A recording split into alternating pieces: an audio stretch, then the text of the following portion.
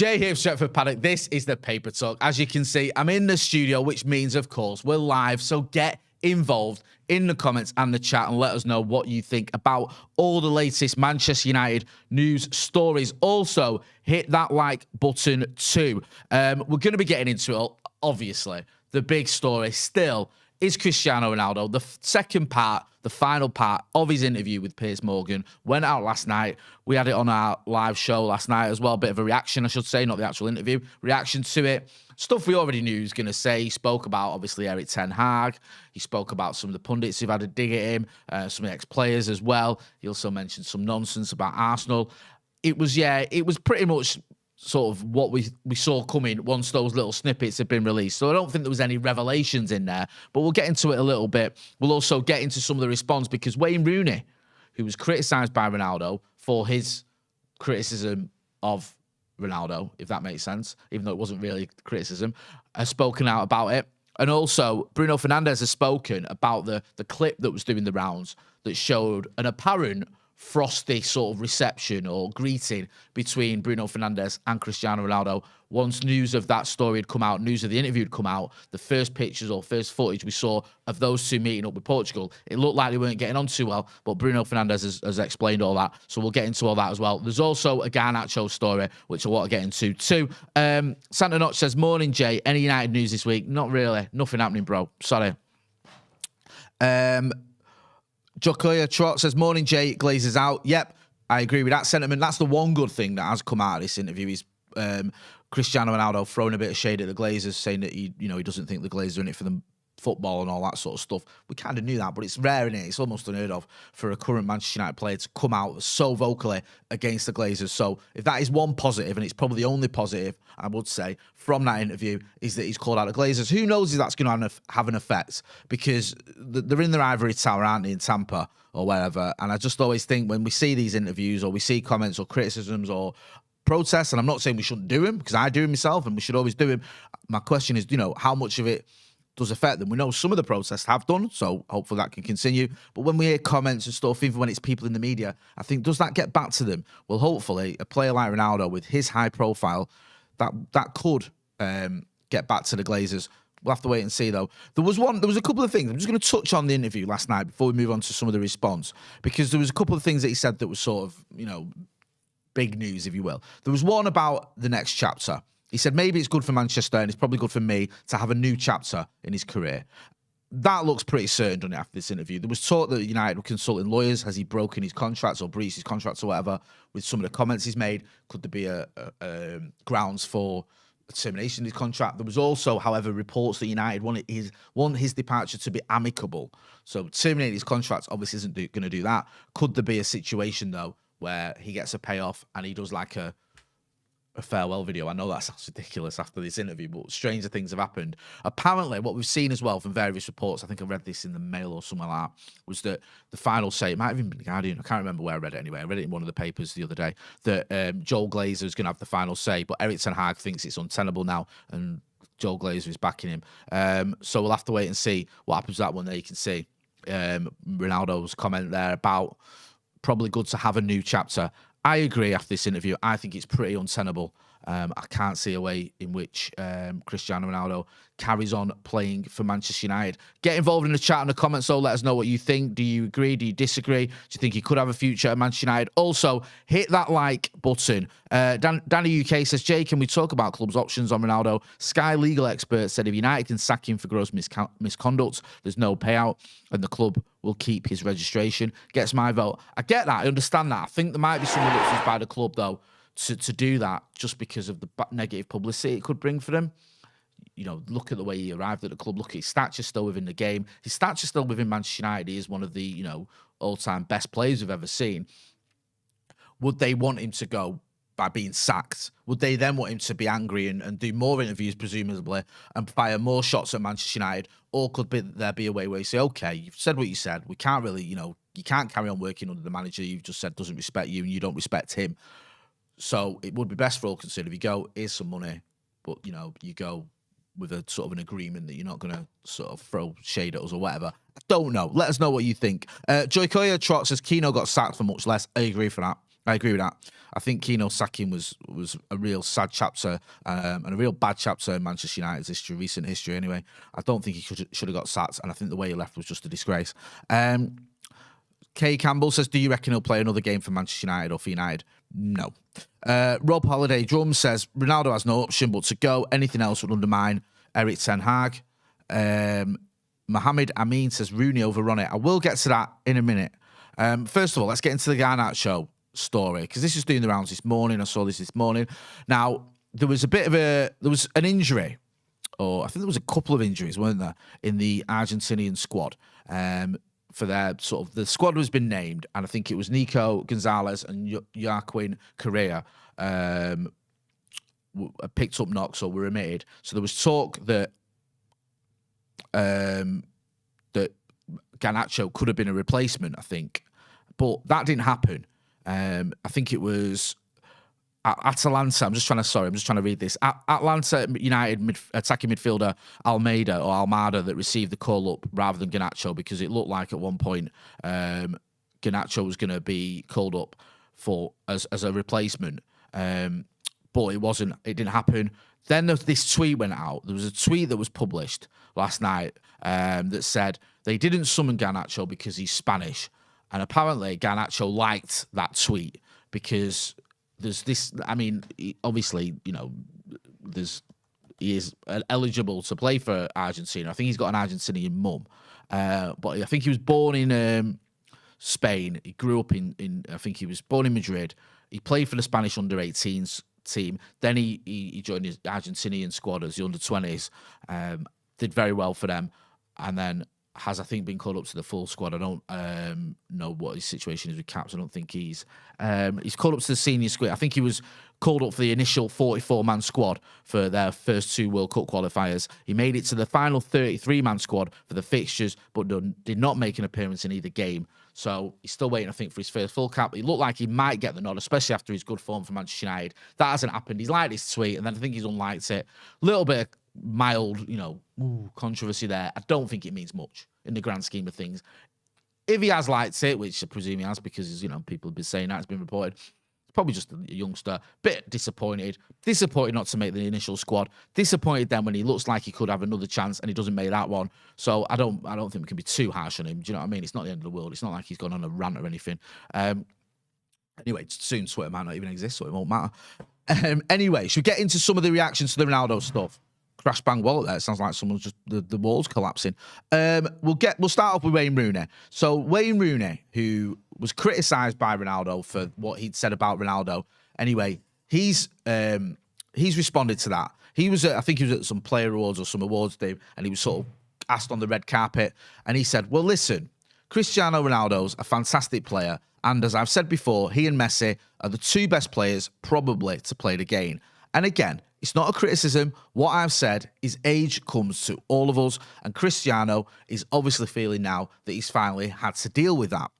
Obviously, he's done an interview, and it's gone global, and it's strange. Some of the comments are strange, but I'm sure Manchester United will deal with it once they've seen the full interview, and they will take whatever action they need to take." That is so measured and just balanced and sort of inoffensive that it's difficult to feel to feel that Ronaldo's criticism was justified. I don't think initially what Wayne Rooney said was bad. I thought he was pretty balanced in what he said in the first place. Just that Ronaldo was one of the best players in the world and he was getting on a bit. Do you know what I mean? He was getting towards that age where, he sort of, time wasn't on his side anymore. Along those lines, it was nothing bad, nothing derogatory. Ronaldo responded, obviously, with this interview with Piers Morgan. And then Wayne Rooney initially did a statement, I think, or there was an initial report from Sky that Wayne Rooney wasn't going to comment. He was just bemused by it all, but he wasn't going to issue a statement, and he held no animosity towards Ronaldo. And now we've seen this as well. And I think Wayne Rooney's handled it pretty well. The thing is, if people say, "Oh, why is he getting involved?" and why, I've even saw people saying, and Ronaldo was saying, "Gary Neville making money off my name," or talking about me. People are going to get asked about Ronaldo. He's one of the biggest players in the world. You're going to get asked about him, especially if you're his former teammate and had such a good career and time with him at Old Trafford. Last time he was here, when, they're both banging in loads of goals and they won 3 titles in a Champions League. So it's only right that he's going to get asked. And he can't say, "Oh, I'm not commenting on Ronaldo." That'd just be silly. And I think his response initially was measured. And now he's done another one, and I just struggle to see the harm or the problem in what he's said. To be honest with you, let us know what you think. Just give me a shout. Get involved in the comments. Do you think Wayne Rooney said anything wrong? Do you think Ronaldo was right to call him out? I mean, they could both be right. Ronaldo can be right to call him out, and Wayne Rooney can be right to respond. Let us know what you think. Hit that like button as well. Come on, we haven't even got to 100 likes yet. That is a disgrace. RJ says Argentina will miss Garnacho. Yeah, I mean, I'll be honest with you. I've not seen a lot of the other players that are in ahead of him. So it's easy as a United fan to go, they should have took him. Just get him in the squad. What is wrong with you? Why would you not take him? He's amazing. He's young. He's full of beans. He could be a bit of a live wire, a bit of a wild card for you. But I don't know. There might be players who are better or in better form than him ahead of him. So if you are a big Argentina fan, get involved in the comments and let us know what you think. Parky_1712 says, the old player likes controversial tweet story. It's a staple, isn't it? It's a good old-fashioned staple. Zig, hang on, I can do this. Zig and Zag 1. Ronaldo has called out the Glazers as he knows there is no way back from there, which is what he wants. He's not completely stupid. I think you might be right there. I don't think Ronaldo is stupid. I think he's quite savvy. This is one thing that surprised me about this. He is very savvy, and I understand that he's got a lot of things he's got words off his chest. I think it was very sort of misguided to do this interview with Piers Morgan, and I think if you watch that interview, he's goaded a lot, and he's sort of led into certain questions and certain answers, and that's the one thing where I think he might one day look back at it and regret it slightly. Because I don't think he needed to say some of the things he said. And I think he actually wasn't going to say some of the things that he said until he was sort of egged on. And that's a bit sad, to be honest with you, especially when you're sitting down opposite someone that, I don't know, I personally think is one of the most distasteful characters in the media, and someone who obviously doesn't like Manchester United. He's been quite blatant about that. An Arsenal fan as well. Not that matters. You can still do an interview with an Arsenal fan. There's a lot of presenters and pundits and journalists who are not United fans. I don't really think it matters. But when you've got someone who's such, a big Arsenal fan, supposedly an obvious Arsenal fan, and he keeps going down this sort of route of hating United and all this other stuff, and a hypocrite as well. Let's not forget, Piers Morgan laid into Ronaldo when he was at United the first time round, in around 2008. They called him, He called him something like a pizza-faced Portuguese diver or something, he called him. So I don't know whether Ronaldo ever knew about that. But yeah, he just stinks of hypocrisy and just horrible. Emmett Hayes says, Ronaldo isn't the best forward at Old Trafford, never mind the world, as he still seems to think. Anthony Kamudakais says, I really think what Ronnie has done will be better for the club long term. No doubt they will also be embarrassed. Riyad Rahamutullah says, have they cancelled his contract? Yes. No. Sashin Joshi said, it's a scripted interview. Mark Griffiths says, I heard he's off to Munich, even off to Munich. Holly Jackson says, I thought he said Piercy's funny. It doesn't. It says Piercy's something. I'll let you read that. Thank you, sir. Alex Bagley, the housewife's favourite, delivering a coffee. I won't say where it's from, but it's from a reputable establishment. Lee Padden says Rooney, and then one of them things, Ronaldo. Yeah, it's funny, isn't it? Rooney's like, out the Tevez, Ronaldo, and Rooney triumvirate, Rooney's the one that most fans seem to like nowadays. Tevez, everyone hates because of the whole leaving to go to City and the RIP Fergie thing, and now everyone's falling out with Ronaldo. Who'd have thunk that a few years ago? Anyway, Petey says, Piers probably thinks this will disrupt United, but probably done us a favour, in all honesty. Yeah, I hope we can sort of all rally round and not let this disrupt us. Because we want United to be successful. I like where it's doing, and you don't want this to derail us. So we'll have to wait and see anyway. But it could go either way, couldn't it? I think from the team spirit we've seen that we should be okay. And also, just from a footballing point of view, Ronaldo's played a lot of football this season. I think he's played about 15, 16 games for Manchester United, over 1,000 minutes. Scored a few goals, 3 goals I think it is, 2 in the Europa League and then 1 in the league, the goal against Everton, and both goals in the Europa League coming against Sheriff, I think, both home and away. But it's not like if we lose Ronaldo, we're doomed. If this was last season, it'd hurt us a lot more because obviously he was scoring all the goals, as Piers Morgan kept bringing up constantly last night. But this season, I think you can almost afford to lose Ronaldo. I know it leaves us light up front and we probably need another striker to come in, but there you can see the stats. 16 games, over 1,000 minutes played. What is that? 2 goals and in the Premier League and 1 assist. Oh, sorry. What am I looking at? 1 goal in the Premier League and no assists. 2 goals in the Europa League and 2 assists. I mean, 3 goals and 2 assists for a player like Cristiano Ronaldo and 16 appearances, over 1,000 minutes as well. So, yes, some of those appearances aren't, I think there was 4 minutes, against Liverpool, which is just tweeted. He made this argument last night, Ronaldo, that, he didn't want to come on against Spurs. You don't bring me on for 3 minutes. And yet he came on for 4 minutes against Liverpool. So I don't know what all that's about. But, yeah, he's not been very effective, has he? And you look at some of those games as well. The Nicosia one stands out for me, the one away from home. Honestly, he had so much of the ball, so many chances, and it was like everyone was just trying and willing him to score, and it just didn't happen, and he missed a couple of sitters against a team that were that good. They sacked the manager a week later. I mean, yeah, it's a bit of a sad thing to see. Anyway, let's see what Bruno's had to say about all this, because there was this footage doing the rounds of Cristiano Ronaldo and Bruno meeting up for the Portuguese squad in the changing rooms.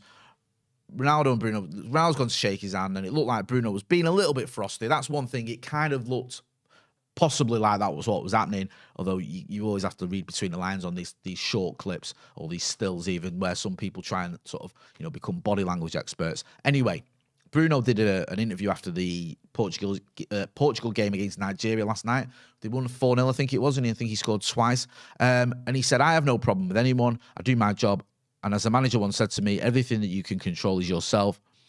I think everyone thinks the same way. You have to control yourself, give your best, and that's it." And then he was asked if he gave Ronaldo the cold shoulder. And then Fernandes replied, "Why do you say that? They put the sound on after. Did you hear it with the sound? You have to. In Portugal, we have a problem that I was watching one of the channels that was talking about that, saying it was cold, it was bad, for 45 minutes. All of a sudden, they go to a break. The national team then send the footage with the sound. The sound says that he's joking with me, and so they come back and said, there was a joke, and they cut there. They said, if you want to see again, just go back. But if they go back, they will see there's a problem. But if they are really true and explain what was in that video, people will know. But now people don't know. This is the national team. Manchester United will be my focus after the World Cup." So he's sort of downplaying any rumours or any suggestions of an issue or a problem there with him and Ronaldo. And he's saying that footage, if you listen to the sound, it's all explained. There were reports, weren't there, that they were having a bit of a joke about his flight being delayed or whatever. I've always said with clips like that, it's difficult to say, especially without the sound. You can't tell what is going on. There was also footage one there. I think we've got a little bit of it here. You can watch this. There you go. Holds out his hand. He's not seeing it. He sees it, shakes his hand, says something to him, and that's the end of that. Right? So, people are acting like he told him to jog on or bore off or don't speak to me. You've took the mick out of my club or whatever. Obviously, he hasn't. It's just, they've had a little chat, and that was the end of that. People trying to make more of it. There was also training ground footage of them. It was like a 20-second or 30-second clip of him in training. And the caption was like, Bruno's blanking Ronaldo. And it's like, he's not though, is it? It's just a little bit of the training where they're not talking or looking at each other. It doesn't show us anything. Bruno seemed pretty honest to me in that interview. Maybe he is a bit annoyed about this interview. Maybe he thinks it could hurt the club. Maybe he's a bit disappointed that it looks like it's the end of Ronaldo at Manchester United. Obviously, Portuguese teammates, Ronaldo, an absolute icon in Portugal. Maybe he's annoyed at that. Maybe he's not. Maybe he's like, sweet, I'm back on all the free kicks and penalties. I don't know. We'll have to wait and see.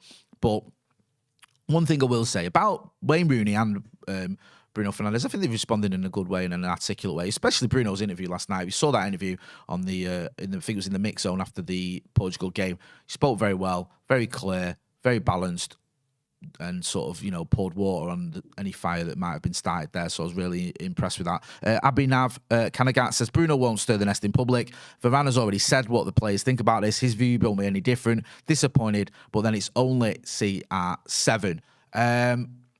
We've got the training footage because we're going to show that. I think Joe, who's running the desk today, producer Joe, here we go. So you can have a look.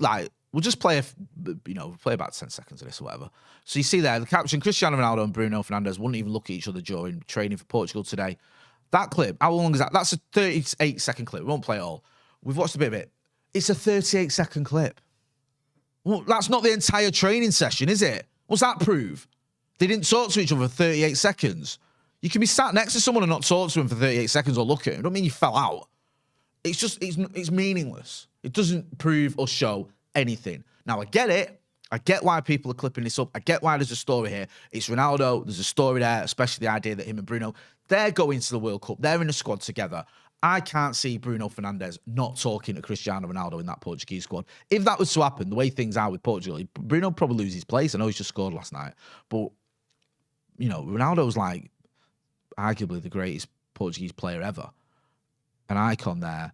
Still got something to offer the national team. I can't see the coach just being happy with players not talking to him or falling out of him. Can't see it anyway.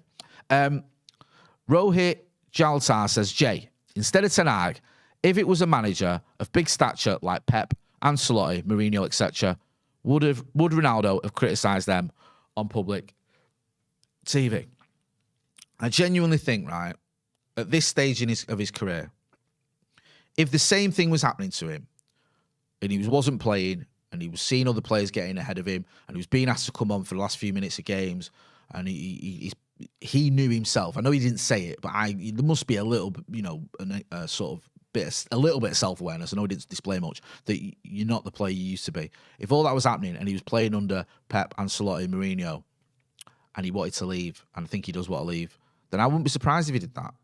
I really wouldn't. He never really publicly criticised Sir Alex Ferguson, but it wasn't great into the summer of 2008 because he'd made it clear he wanted to leave. He was asked about it a lot. He said all these sort of cryptic, silly statements. Where will I end up? Only God knows, and all this sort of other nonsense. And then there was this stuff about him being treated like a slave and all this nonsense. So he didn't overtly say, you know, criticise things, but it wasn't great for Fergie. And Fergie had to deal with it, and eventually convinced him to stay for one more season, have a crack at retaining the Champions League, what have you, and then you get your move to Real Madrid. And he did. He stayed for another season. We got the Champions League final, won the Premier League, and he went to Madrid for 80 million quid or whatever it was. I'm going to wrap it up there. Before I do, though, I've got a couple of things I want to plug. We've got an event in Dublin coming up on the 30th of December. It's our first live event. It's going to be myself. It's going to be Adam McCullough. It's going to be Stephen Howson. It's going to be Joe Smith. We're also going to have Chucky with us as well. I'll put a little link there in the chat, and you can see a graphic there. So if you're able to get out of Dublin, you've got Brian McClare, an absolute legend, and us lot as well. We're going to have a laugh. It'll be a giggle. So try and get down there. We'd appreciate your support for our first live event at Stretford Paddock. Also, make sure as well, you go and check out the merchandise on paddockmerch.com, if I can do some more plugs. We've got a load of merch up there. We've got Garnacho merch. We've got some Christmas merch featuring Lisandro Martinez and Anthony Martial. Some funny stuff there. And Eric Ten Hag as well. And finally, my final plug, subscribe to the channel. If you're not doing already, hit that subscribe button. We're back later on with The Brew. We've got a special guest for The Brew as well. So make sure you check it out. I've been Jay. This has been the Paper Talk live from the studio. Thanks for watching.